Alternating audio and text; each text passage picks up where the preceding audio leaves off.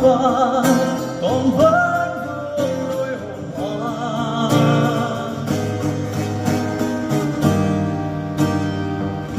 Anh kết ngầu hoa bằng thơ tình ai, cho mắt em say đến thật muốn